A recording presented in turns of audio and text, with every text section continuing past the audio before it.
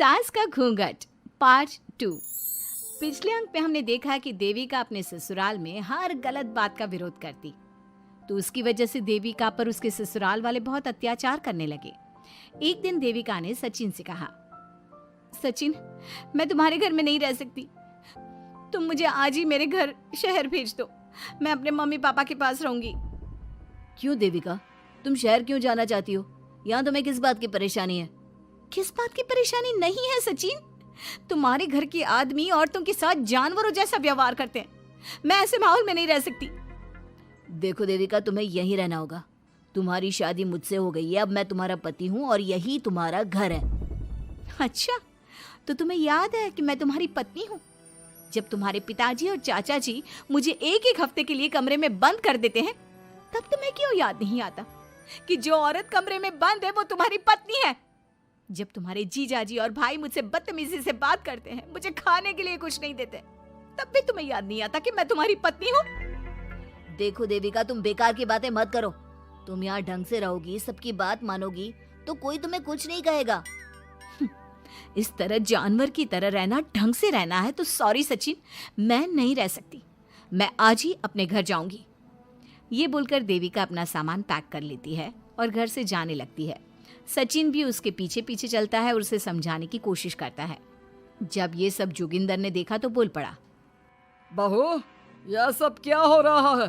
कहाँ जा रही हो? सचिन, बताओ अपने पिताजी को कि कहाँ जा रही हूँ मैं। तुम्हें शर्म नहीं आती अपने पति का नाम लेते हुए? मैं अपने पति का नाम ले रही हूँ, इसमें आपको क्या परेशानी है? आपका नाम तो नहीं ले रही हूँ ना? देविका, ये किस तरह से बात कर रही हो तुम पिताजी से? जिस तरह से करनी चाहिए उस तरह से कर रही हूँ बात। इससे अच्छी तरह से मैं तुम्हारे घर के किसी भी आदमी से बात नहीं कर सकती। तीनों की बात सुनकर घर के बाकी लोग भी वहां आ जाते हैं। तभी जोगिंदर कहता है, हमारे घर की औरतें अपने मर्दों का नाम नहीं लेती। तुम्हारे शहर में होता होगा, लेकिन हमारे यहाँ पर ऐसा कुछ नहीं होता। बहू, सचिन तुम्हारा पति है, तुम उसका नाम मत लिया करो। तुम अपने पति का नाम लेने की जगह ए जी, ओ जी, सुनो जी कहा करो। पति ना परमेश्वर होता है। तो परमेश्वर का तो हम नाम लेते हैं। क्यों माँ जी, क्या आप अपने इष्ट देव का नाम नहीं लेती? माँ जी, ये सब इन पुरुषों के बनाए तौर तरीके हैं, औरतों को दबाने के लिए। ये बेशर्म लड़की ऐसा नहीं सुधरेगी। ये हमारे घर की औरतों को भड़का रही है। सचिन, तुम इसे चुप कराओगे या फिर मैं करूं? नहीं नहीं पिताजी, मैं अभी समझा देता हूँ। चलो देविका अंदर, और कितना तमाशा बनाओगी मेरा। सचिन, मैं अंदर नहीं बाहर जाऊंगी, अब मैं यहाँ नहीं रह सकती। देविका की बात सुनकर महेंद्र कहता है, भाई साहब, ये लड़की इस घर से और गांव से बाहर ना जानी चाहिए, नहीं तो हमारे घर और गांव की औरतें भी ऐसी ही हरकतें करेंगी, वो भी मर्दों के खिलाफ बगावत करेंगी। और मैं भी देखती हूँ कि मुझे घर से बाहर जाने से कौन रोकता है। बहू, इनसे बहस करने का कोई फायदा नहीं, तुम अंदर चलो। इस गांव के मर्दों के अंदर बहुत अहंकार भरा हुआ है। देविका किसी की बात नहीं सुनती और अपना सामान उठाकर घर से बाहर जाने लगती है। तभी वहां मोहन और कल्याण आते हैं। कल्याण देविका के हाथ में से उसका सूटकेस छीन लेता है और मोहन देविका को जोरदार थप्पड़ मारता है। देविका का सर दीवार में लगता है और वो बेहोश हो जाती है। देविका, देविका तुम ठीक तो हो? भैया, आपकी हिम्मत कैसे हुई मेरी पत्नी पर हाथ उठाने की? सचिन, तुम जल्दी से देविका भाभी को अंदर कमरे में ले जाओ, मैं अभी वैद्य जी को लेकर आती हूँ। वीना जल्दी से वैद्य जी को लेकर आती है। वैद्य जी थोड़ी देर तक देविका की जांच करते हैं और कहते हैं, मुबारक हो आप सबको, आपकी बहू माँ बनने वाली है। अभी तो मैं आपको दवाई दे देता हूँ, लेकिन आगे इनके इलाज के लिए आपको दाई अम्मा को बुलाना होगा। ये बात सुनकर घर के सभी लोग खुश होते हैं। देविका को जब होश आता है, उसे ये बात पता चलती है तो वो बहुत खुश होती है। वो सबसे कहती है, मैं अपने बच्चे को यहाँ नहीं रख सकती। क्यों बहू, क्या हुआ? अब तुम ये सब बातें मत सोचो, तुम्हें आराम करना चाहिए। नहीं माँ जी, आप नहीं समझ रही। अगर मेरा बेटा हुआ तो इस घर के मर्दों की तरह अहंकारी और औरतों पर जुल्म करने वाला बनेगा, और अगर मेरी बेटी हुई तो वो जानवरों की तरह जुल्म सहने वाली बनेगी और दोनों ही अनपढ़ रहेंगी। देविका की बात सुनकर घर की सभी औरतों को पहली बार एहसास हुआ कि वो किस अंधकार वाले समाज में जी रही हैं। लेकिन फिर भी घर की सारी औरतें उसे ही समझाती हैं। बहू देखो, तुम्हारी बात सही है, लेकिन तुम इस हालत में सफर नहीं कर सकती। हाँ बहू, तुम यहीं रहो, अपना और अपने बच्चे का ख्याल रखो। देखो ना देविका भाभी, हमें बिल्कुल भी पढ़ना लिखना नहीं आता, अपना नाम भी नहीं लिख पाते, तो आप मुझे थोड़ा पढ़ा दीजिए ना। देविका, तुम्हारी बातें सुनकर पहली बार हमें एहसास हुआ है कि कैसे माहौल में हम जी रहे हैं। तुमने हमारे अंदर उम्मीद की नई रोशनी पैदा की है। यहाँ से मत जाओ तुम। देविका ने घर की औरतों की बात सुनी तो उसका दिल पसीज गया। उसने गांव में ही रहने का फैसला लिया। वो अपने घर की औरतों को रोज पढ़ाती, उन्हें अपने अधिकारों के बारे में, देश के बारे में बताती। इसी तरह कई दिन बीत गए और एक दिन सुजाता ने सचिन से कहा, सचिन, देविका की तबीयत ठीक नहीं, तुम जल्दी जाकर दाई अम्मा को बुला लाओ ना। भाभी, दाई अम्मा क्या कर लेंगी? आप किसी डॉक्टर को बुला लो, मेरी तबीयत ठीक नहीं है। देविका, गांव के लोग डॉक्टर पर भरोसा नहीं करते। दाई अम्मा बरसों से ये काम कर रही है, वो तुम्हें ठीक कर देगी। सचिन, तुम्हारे घर वाले अनपढ़ हैं, तुम तो पढ़े लिखे हो ना, देख नहीं रहे मेरी हालत क्या हो रही है। तभी तो बोल रहा हूँ, समय बर्बाद मत करो, मैं अभी आता हूँ। सचिन दाई अम्मा को बुलाकर ले आता है। दाई अम्मा घरेलू नुस्खों से देविका का इलाज तो कर देती है। कुछ समय के लिए उसकी हालत भी स्थिर हो जाती है, लेकिन वो पूरी तरह से ठीक नहीं होती। फिर देविका सचिन से कहती है, सचिन, मुझे समझ में नहीं आ रहा, तुम मुझे डॉक्टर के पास क्यों नहीं ले जा रहे? मैं माँ बनने वाली हूँ और मुझे ये भी नहीं पता कि मेरा हेमोग्लोबिन कितना है। दाई अम्मा कर रही है ना तुम्हारा इलाज। लेकिन दाई अम्मा को कुछ समझ में नहीं आ रहा कि मेरे साथ क्या हो रहा है। अगर देखो तुम मुझे नहीं लेकर गए ना, तो मैं खुद ही चली जाऊंगी। अगले दिन देविका की तबीयत दोबारा बिगड़ जाती है और दाई अम्मा के किसी भी नुस्खे से वो ठीक नहीं हो रही थी। देविका ने सारी हिम्मत जुटाई और वो अकेले ही डॉक्टर के पास जाने लगी। उसे देखकर मोहन कहता है, बहू, इस हालत में कहाँ जा रही हो? आप लोगों के भरोसे रही ना तो आप लोग मुझे मार ही डालोगे। डॉक्टर के पास जा रही हूँ मैं। बहू, तेरा दिमाग तो ठिकाने पर है। हमारे घर की औरतें मर्दों से इलाज नहीं कराती। हे भगवान, इन जाहिल लोगों को मैं कैसे समझाऊं? डॉक्टर औरतें भी होती हैं। बहू, तो हमें पागल मत बना, हमने तो कभी कोई महिला डॉक्टर नहीं देखी। तू झूठ बोलकर निकलना चाहती है ना? इस गांव की सरहद से आप लोग कभी बाहर नहीं गए ना, इसलिए आप लोगों को नहीं पता कि महिलाएं डॉक्टर के अलावा क्या क्या है। ए लड़की, तुझसे तमीज से बात कर रहे हैं तो तू ज्यादा हवा में मत उड़। बोला ना एक बार, चल अंदर जा। चाचा जी, मैं अंदर नहीं जाऊंगी, डॉक्टर के पास जाऊंगी। मेरा इलाज सिर्फ डॉक्टर ही कर सकता है। ये बोलकर देविका घर से निकल रही थी कि तभी जोगिंदर ने उसे कमरे में ले जाकर बेड पर जोर से धक्का दे दिया, जिसकी वजह से देविका के पेट में चोट लग गई और वो दर्द की वजह से जोर जोर से चिल्लाने लगी। ये देखकर घर की सारी औरतें देविका को संभालने लगी। देविका, हिम्मत रखो, सब ठीक हो जाएगा। देविका भाभी, आप ठीक हो ना? माँ, कुछ करिए ना, भाभी की तबीयत बहुत खराब हो रही है। लेकिन मैं क्या कर सकती हूँ? भाभी, कुछ तो करो, कहीं बहू को कुछ हो ना जाए। उधर जोगिंदर मेन गेट पर बड़ा सा ताला लगा देता है और कहता है, आज के बाद इस घर से कोई भी औरत बाहर नहीं निकलेगी। देविका का बच्चा भी इसी घर में होगा, ये जिंदा रहे या मर जाए। जोगिंदर की बात सुनकर सभी औरतें बाहर आती हैं। जब विमला को इस बात का एहसास हो जाता है कि जोगिंदर देविका को डॉक्टर के पास किसी कीमत पर नहीं जाने देगा, तब विमला पहली बार अपना घूंघट उठाकर तेज आवाज में कहती है, मैं भी देखती हूँ देविका को डॉक्टर के पास जाने से कौन रोकता है। आज देविका डॉक्टर के पास जाकर रहेगी। देविका की सास का घूंघट आखिरकार उतर ही गया। घर के आदमियों ने पहली बार विमला का ये रूप देखा था और उसकी तेज आवाज पहली बार सुनी थी। क्या विमला अपनी बहू की जान बचा पाएगी या जोगिंदर अपनी पत्नी की आवाज भी दबा देगा?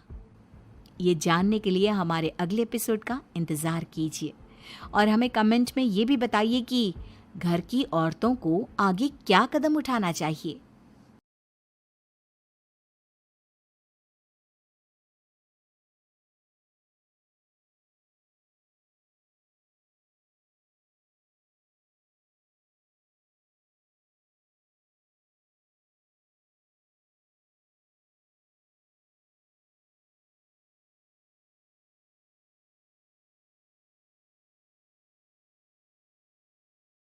सास का घूंघट पार्ट 3।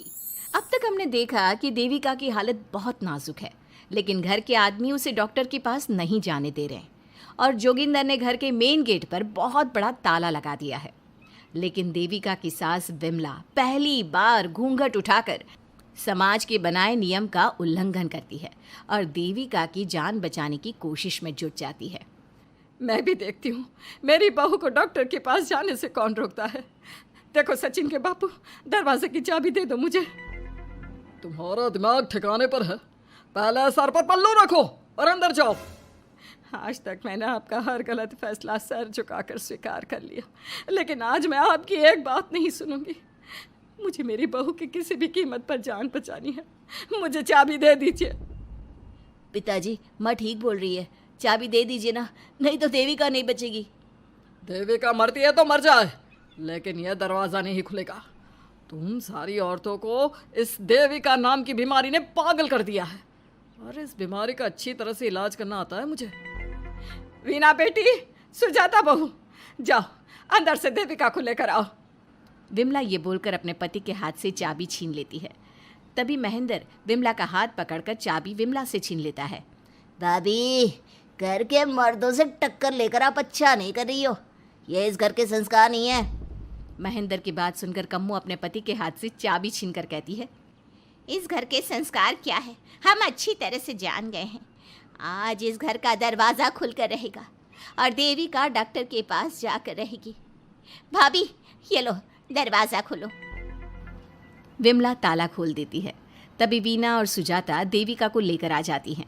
घर की सारी औरतें देविका को लेकर घर से जा रही होती है कि तभी सुजाता का पति मोहन उससे कहता है, सुजाता, तुम देविका को लेकर इस घर से निकल तो रही हो, लेकिन याद रखना, अगर तुमने एक कदम भी बाहर निकाला तो वापस इस घर में मत आना। मैं देविका के साथ अस्पताल भी जाऊंगी और वापस इस घर में भी आऊंगी। देखती हूँ कौन रोकता है मुझे। देखता हूँ कैसे इस घर के अंदर कदम रखती हो और कौन तुम्हारी मदद करता है। कानून मेरी मदद करेगा और कारट के दरवाजे हर नागरिक के लिए खुले हैं। मोहन को अपनी पत्नी से इस तरह बात करता देख कल्याण वीना से कहता है, वीना, तुमने देविका का साथ देकर अच्छा नहीं किया। अगर तुम अभी भी इसके साथ गई तो अपना और मेरा रिश्ता खत्म समझना। मुझे कोई फ़र्क नहीं पड़ता तुमने आज तक किया ही क्या है मेरे लिए। तुम खुद घर जमाई बनकर मेरे घर में रह रहे हो। कभी 100 रुपये की साड़ी दिलाई है मुझे? मेरे आने से पहले मेरा घर छोड़कर निकल जाना, समझे? ये बोलकर वीना और घर की सभी औरतें देविका को अपने साथ अस्पताल ले जाती है। वहाँ जाने के बाद डॉक्टर जल्दी से देविका का चेकअप करता है। चेकअप करने के बाद वो गुस्से से कहता है, ये क्या किया है तुमने? क्या हुआ डॉक्टर साहब? आपकी बहू की इतनी ज़्यादा हालत ख़राब है और उन्हें चोट भी लगी है, फिर भी आपने उन्हें हॉस्पिटल लाने में इतना लेट कर दिया। आपको 3 दिन पहले ही इन्हें हॉस्पिटल में एडमिट करवाना चाहिए था।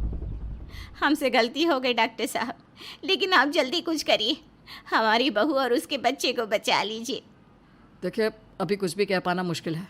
हम माँ और बच्चे में से किसी एक को ही बचा सकते हैं। आप सोच लो किसे बचाना है। डॉक्टर साहब, आप देविका को बचाइए, उससे कुछ नहीं होना चाहिए। देखिए, हमें देविका का ऑपरेशन करना पड़ेगा। आप इनके पति को बुलाइए, हमें कुछ पेपर पर साइन करवाने हैं। डॉक्टर की बात सुनकर सभी औरतें सोच में पड़ जाती हैं। तभी वीना कहती है, डॉक्टर साहब, इनके पति नहीं आ सकते, ये इनकी सास है विमला देवी, आप इनसे साइन करवा लीजिए। लेकिन पेशेंट की हालत इतनी नाजुक है, इनके पति है कहाँ? वो अपने आदमी होने का धर्म निभा रहा है। पति धर्म के बारे में उसे कुछ नहीं पता। डॉक्टर साहब, वो नहीं आएगा। क्या क्या करना है आप मुझे बताइए। थोड़ी देर बाद डॉक्टर देविका का ऑपरेशन शुरू कर देते हैं। जब वो ऑपरेशन थिएटर से बाहर आते हैं तो कहते हैं, आप लोगों की किस्मत अच्छी है, देविका भी सुरक्षित है और उसका बच्चा भी। डॉक्टर, बेटा हुआ है या बेटी? बेटा हुआ है। सब लोग बहुत खुश होते हैं। कुछ दिन तक देविका उसी हॉस्पिटल में रहती है और उसके ससुराल की औरतों ने उसका बहुत ध्यान भी रखा। अब देविका कुछ हद तक ठीक हो गई। डॉक्टर ने देविका को घर जाने की इजाज़त दे दी, लेकिन सभी सोच में पड़ गए। हम भाभी को घर ले तो जाएं, लेकिन माँ, आपको घर का माहौल पता है ना, देविका भाभी अभी पूरी तरह से ठीक नहीं हुई। भाभी वहाँ आराम नहीं कर पाएंगी और पता नहीं घर के सारे आदमी हमारे साथ क्या करेंगे। माँ, क्या हम डॉक्टर से बात करके देविका को थोड़े दिन और यहाँ नहीं रख सकते? जब वो पूरी तरह से ठीक हो जाएगी तो उसे यहाँ से ले जाएंगे। ये बात सुनकर विमला सोच में पड़ जाती है। तभी कम्मो कहती है, तुम दोनों ठीक कह रही हो, मैं अभी डॉक्टर से बात कर लेती हूँ। कम्मो डॉक्टर से बात कर लेती है और देविका कुछ दिन में बिल्कुल ठीक हो जाती है। देविका अपने बच्चे को गोद में लिए बाकी औरतों के साथ अपने ससुराल जाती है, लेकिन घर के सभी आदमी उन्हें दरवाजे पर ही रोक देते हैं। खबरदार, तुम में से कोई भी औरत अगर घर के भीतर घुसी, अगर तुम घर में कदम रखोगी तो घर अपवित्र हो जाएगा।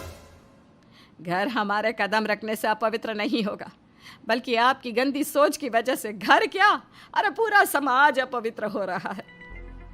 सुजाता, मैंने मना किया था ना घर से बाहर जाने के लिए। अब एक काम कर, जैसे यहाँ आई है वैसे ही यहाँ से सीधा अपने मायके लौट जा। क्यों जी, क्यों चली जाऊँ मैं अपने मायके? मैं जब तक चाहूँ यहाँ रह सकती हूँ। अगर आपने मुझे इस घर में आने से रोका तो मैं आपकी पुलिस में शिकायत कर दूँगी। वीना, इन सब की तरह तुम्हारा भी दिमाग खराब हो गया है। अब मैं तुम्हें बिल्कुल बर्दाश्त नहीं करूँगा। तुम्हें ऐसी सज़ा दूंगा कि तुम याद रखोगी। सज़ा बाद में देना, पहले मेरे घर से बाहर निकलो। खुद पूरी जिंदगी में एक घर नहीं खरीद पाए और मुझे सबक सिखाने की बात बोल रहे हो। देखो वीना, तुम इस घर की बेटी ज़रूर हो, लेकिन कल्याण इस घर में ही रहेगा। उसने बहुत कुछ किया है इस घर के लिए, लेकिन तुम अब यहाँ नहीं रह सकती। क्यों नहीं रह सकती? इस घर पर मेरा उतना ही हक है जितना सचिन का। देश के कानून ने मुझे ये हक दिया है। अगर मैं चाहूँ तो कोर्ट का सहारा लेकर इस जायदाद का आधा हिस्सा ले सकती हूँ। और हाँ कल्याण, तुमसे तलाक भी ले सकती हूँ। वीना, देविका के साथ रह रहकर तुम्हारा दिमाग भी खराब हो गया है। और कम्मो, मैंने तुमसे कितना मना किया, घर से बाहर मत जाओ, देविका की मदद मत करो, लेकिन तुमने मेरी एक नहीं सुनी। अब तुम इस घर से और मेरी ज़िंदगी से चली जाओ। ये कदम उठाकर तुमने बिल्कुल अच्छा नहीं किया। ये कदम तो मुझे उस समय उठाना चाहिए था जब मैं माँ बनने वाली थी। आपके झूठे अहंकार और गलत नियमों की वजह से मैंने अपने 2 बच्चे खो दिए। अगर उस समय मैं दाई अम्मा से इलाज ना कराती और हॉस्पिटल चली जाती तो सचिन के बराबर मेरे भी 2 बेटे होते। सभी पति इस बात पर अड़े हुए थे कि वो अपनी अपनी पत्नियों को घर के अंदर नहीं आने देंगे। देविका बहुत देर तक सबकी बातें सुनती रही। फिर उसने अपने पति से कहा, सचिन, तुम्हारे घर के आदमियों की बात तो मैंने सुन ली, अब तुम बताओ तुम्हारा क्या फैसला है? देविका, मुझे माफ़ कर दो, मैं तुम्हारे लिए कुछ नहीं कर सकता, मैं मजबूर हूँ। मुझे पता था सचिन, तुम्हारा यही जवाब होगा। मुझे अपने आप पर हैरानी है कि मैंने बिना रीढ़ की हड्डी वाले आदमी से प्यार ही क्यों किया, शादी क्यों की। अब मैं आप सबसे बस आखिरी बार पूछ रही हूँ, तुम हमें अंदर आने दे रहे हो या नहीं, या मैं पुलिस को फ़ोन करूँ? देविका, आज तक हमारे गांव में पुलिस ने कभी कदम नहीं रखा और तू हमारे घर के दरवाजे पर पुलिस को लेकर आएगी? तेरी हिम्मत कैसे हुई ये बात करने की?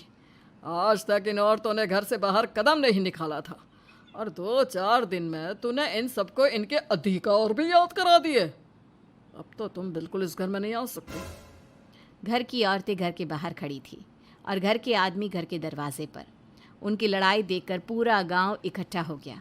देविका को अस्पताल पहुंचाकर घर की औरतों ने काम तो अच्छा किया। इस काम से देविका और उसके बच्चे की जान भी बच गई, लेकिन इनकी जान बचाने की कीमत घर की औरतों को कैसे चुकानी होगी, इसके लिए आपको आने वाला एपिसोड देखना होगा। और हमारे प्यारे दर्शकों, हमें कमेंट करके ज़रूर बताइए कि देविका के साथ बाकी औरतों को क्या करना चाहिए। क्या उन्हें घर के अंदर जाने के लिए संघर्ष करना चाहिए या फिर वो घर छोड़कर चले जाना चाहिए? सास का घूंघट पार्ट 5। अब तक हमने देखा कि पंचायत के फैसले के अनुसार घर की सारी औरतें खंडर में रह रही है। अब देविका के सामने सबसे बड़ी चुनौती ये है कि घर की औरतों को आत्मनिर्भर कैसे बनाया जाए।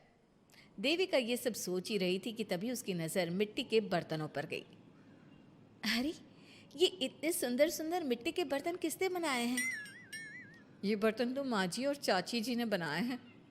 अरे वाह, इतने सुंदर बर्तन तो मैंने आज तक नहीं देखे। माँ जी, चाची जी, आपने ये कहाँ से सीखा? अरे बहू, ये तो हम बचपन से बनाते आ रहे हैं। ये स्टील, पीतल और कांच के बर्तन तो अब चले हैं। पहले तो मिट्टी के बर्तन में ही लोग खाना खाते थे। ठीक है, तो हम दोबारा से मिट्टी के बर्तनों में लोगों को खाना खाना सिखाएंगे। वीना दीदी और सुजाता भाभी, आप दोनों बताओ, आप दोनों को क्या क्या आता है? मुझे तो खाना अच्छा बनाना आता है, बस खाना बनाने के अलावा मैंने कभी कुछ किया ही नहीं। और वीना दीदी, आप बताओ, आपको क्या क्या आता है? पता नहीं, मैंने बचपन से यही सुना है कि लड़कियों को ये नहीं करना चाहिए, लड़कियों को वो नहीं करना चाहिए, इसलिए मैंने कभी कुछ किया ही नहीं। देविका, वीना को सिलाई, कढ़ाई और बुनाई बहुत अच्छी आती है। हाँ, आती तो है लेकिन बहुत अच्छी नहीं। बहुत अच्छी भी आ जाएगी। अब देविका और बाकी सभी औरतें गांव में सबके घर जाती हैं और गांव की सभी औरतों से मिलकर कहती हैं, भाभी जी, अगर आपको अपने या अपने घर वालों के लिए कपड़े सिलवाने हो तो आप मुझसे ही सिलवाना। बहन जी, मिट्टी का चूल्हा, बर्तन या मटका बनवाना हो तो मुझसे ही बनवाना। मैं और विमला दीदी आपके घर के सारे बर्तन बना देंगे। भाभी, आप कभी किसी काम में व्यस्त हो और खाना ना बना पाओ ना, तो आप मुझे बता देना, मैं आपके घर के लिए खाना बना दूंगी। वो क्या है ना, आप तो सारा दिन खेतों में काम करती हो और कभी कभी खाना भी नहीं बना पाती होंगी, इसलिए। इस तरह घर की औरतें जी जान से अपने अपने कामों में लग जाती है। धीरे धीरे उनका काम बढ़ जाता है और वो अपने खंडहर को ठीक करने में लग जाती हैं। वहीं दूसरी ओर घर के सारे आदमी घर का काम संभाल नहीं पा रहे थे।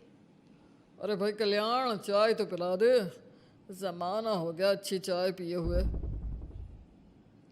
आप भी ना घर के दामाद से क्या क्या काम करवाते हैं? अभी लाता हूँ चाय। कल्याण, तुम दामाद नहीं बेटे हो, इसलिए इस घर के सुख दुख, घर के काम और बाहर के कामों में तुम्हारा सहयोग तो होना ही चाहिए ना। इतने में कल्याण चाय बनाकर ले आता है। जैसे ही सचिन चाय पीता है तो उसके मुंह से चाय निकल जाती है। जीजा जी, ये क्या बनाया है, इतनी कड़वी चाय? इससे अच्छा तो करेले का जूस होता है। देख सचिन भाई, मैं तो ऐसी ही चाय बनाता हूँ, पीनी है तो पी, नहीं पीनी है तो अपने आप बना ले।